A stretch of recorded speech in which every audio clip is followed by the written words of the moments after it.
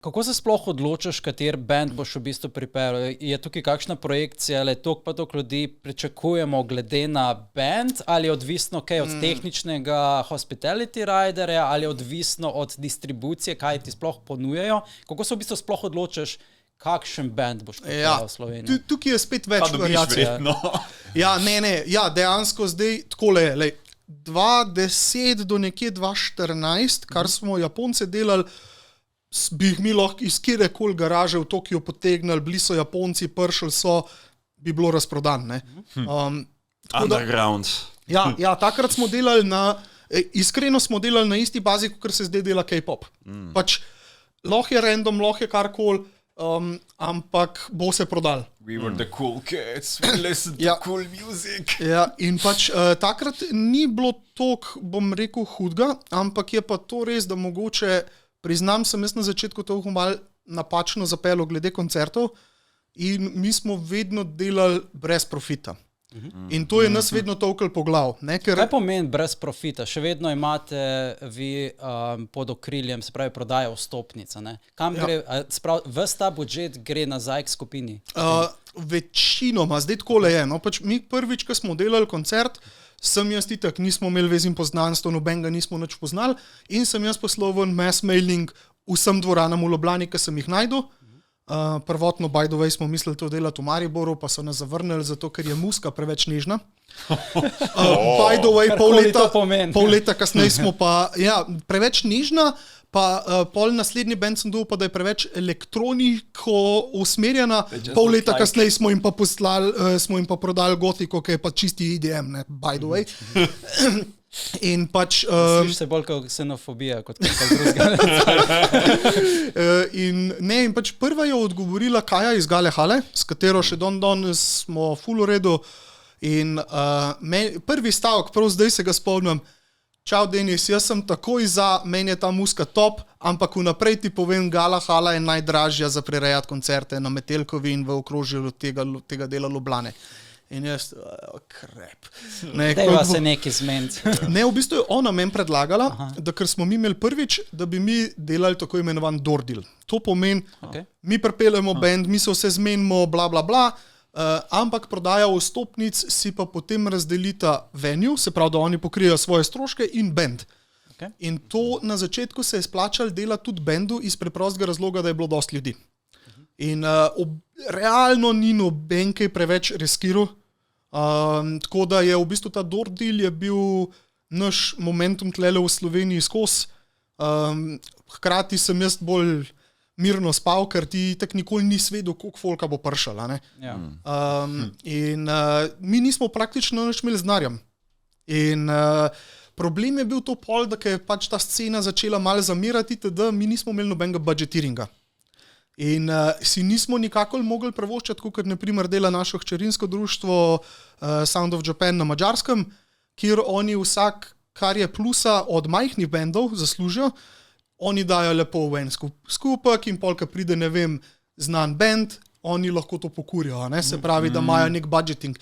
Tega mi v Sloveniji nimamo, tako da zdaj v bistvu glih z madžarskim društvom smo se nekako zdraven prelastili, oni imajo še vedno vsak petek v nekom tam visual K-night, K-pop night in v bistvu ni nič posebenega, ker to, da se muska predvaja. Oni že nurčajo nek community in vejo, da lahko imajo že projekcijo tega njihovega target audienca in lahko rečejo, tok je naš recimo lowest threshold, ki ga lahko dobimo, torej vemo, da lahko ta door deal dejansko naredimo. Zaradi tega, ker bojo vsi pač pokriti. Pa oni v bistvu tudi door deala ne rabijo, zato ker oni čez celo leto pač denar zbirajo. Oni imajo to v petkih, da gre folk ven, jih ne košta veliko. Mislim, da je nekak iz forintov k nam neki 2 evra pa pol košta, a veš, grejo lahko ven, imajo party itd. In pač oni od tega denarja, ne vem, DJ nič ne vzame, venue nič ne vzame itd. In oni samo to zbirajo. Tako da v bistvu tudi zdaj, ko delamo nov K-pop v Budimpešti, bo v bistvu denar šel iz tega budžeta ven. Lahko mogoče malo več poveš o tem K-popu v Budimpešti, band, kaj se bo dogajalo? Ali bo to na istem venueju, ki se ga zdaj opisal? Ne, pol večji bendi so pa vedno pač nekje, bom rekel, malo bolj not so underground. Okay. Ne glih stadion, ampak probably neko koncertno prizorišče. Right? Ja. Pač, zdaj tako, moram priznati za Budimpešto, jaz, da odkar sem imel prometno nesrečo, prepuščam to večinoma predsedniku tam. Frank je zelo priden dečko, je v tem že, mislim, da skoraj 10 let več kot jaz. Počakaj, nisi rekel, da na Madžarskem grizejo? Ja. They bite, but they're hardcore fans in zato jih imajo bendi full radi, zato ker ves merch vedno razprodajo. Če so pripravljeni te ugrizniti za merch, pa veš. Ja. In je v bistvu ironično, je Budimpešta boljši place za koncerte trenutno kot Dunaj. Ja, v Dunaju je morda še celo bolj zamrla ta scena, kot pri nam. Okay. Tako da v bistvu iz Dunaja hodijo v Budimpešto, zato ker imajo tam nekaj, ki se imenuje javni prevoz, ne? In te košta pač, mislim, da 6 € povratna. What? Za Budimpešto iz Dunaja? Iz Dunaja, ja. Ker imajo dunajski javni prevoz in madžarski imajo pač skupaj izmenjeno za take cene. In pač dejansko Slovenske železnice, lepo prosim, nadaj. Take note, ne?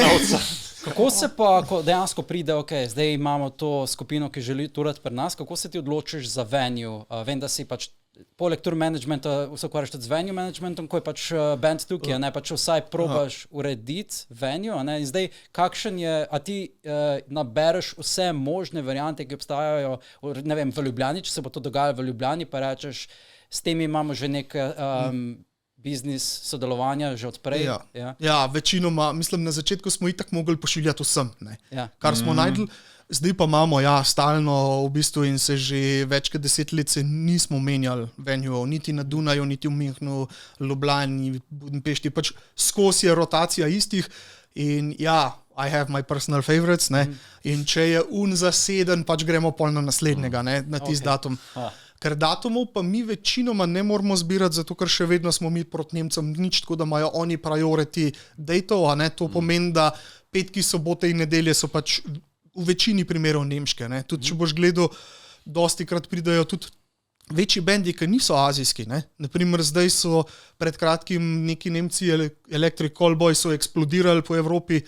Oni nikoli ne bojo igrali zunaj svoje države, pač na nek dan, ki je prost dan, recimo. Oziroma zelo redko, če so že glih v bližini, bojo šli tja. In hkrati je to problem, zato ker, ne vem, tudi v Sloveniji je težko folk, ne vem, iz Maribora do Ljubljane spraviti, ker vejo, da bo koncert na koncu ob 11, pa mora iti drug dan, ne vem, šolo, šiht, itd. In se mu pač ne da furati. In isti problem imajo tudi te druge države, ampak ko so se pač menedžmenti odločili, da oni so pripravljeni take hit, naprimer v Budimpešti, bolj, kot ga je on pripravljen tvegati v Berlinu. Makes sense, ja.